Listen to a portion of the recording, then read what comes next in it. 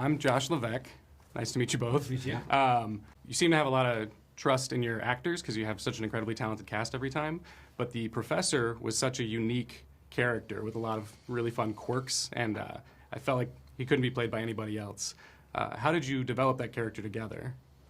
I mean, you know, I had Willem in mind when I wrote the role, and basically like. Van Helsing in the novel is a bit too wholesome for me, and I wanted someone who was a little had a little more of an edge, but also a sense of humor.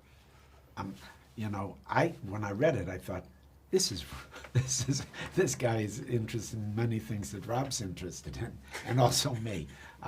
So the writing was so rich, and there were details, some things that I didn't quite know what the references were, but then he gave me beautiful research that really connected me with those things. So the fact that he's an occultist and he's involved in alchemy, those are things that interest me, and they take me to a place of curiosity. So I like that.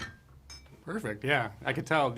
So you said before that the worst thing that can happen is getting involved in someone who's not passionate about their work. Yeah, that's not a problem here. Yeah, I can tell. You guys definitely work very well together. You've also said that sometimes the most horrendous things can lead to your best work. Did you have any horrendous moments on set for Nosferatu? Not really. You know, the degree of difficulty is pretty great because there's these long, intricate shots where everybody has to be together.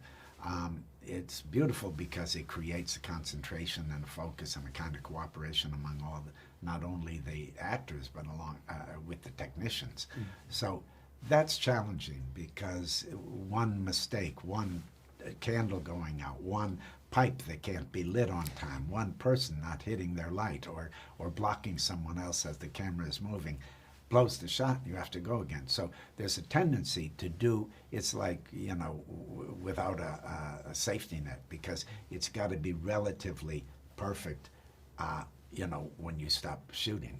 There's nothing to cut to, there's no patch up, you got to live with that.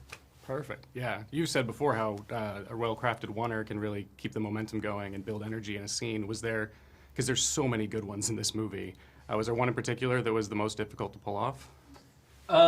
In not necessarily in the shooting of it, but the Transylvanian village was a very difficult sequence to cast and to costume, and I suppose it was also difficult to shoot because you know there were performers who were coming from Slovakia, the Czech Republic, Romania. Everyone spoke a different language. Many of them were not really performers, but were non-actors, and they're working in a film for the first time.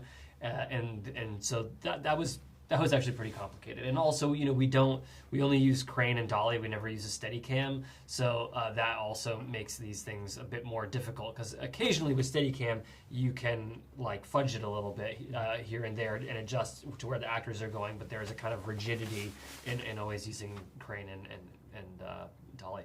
Fantastic. Thank you guys so much for your time. I really appreciate this. Thank you. Thanks.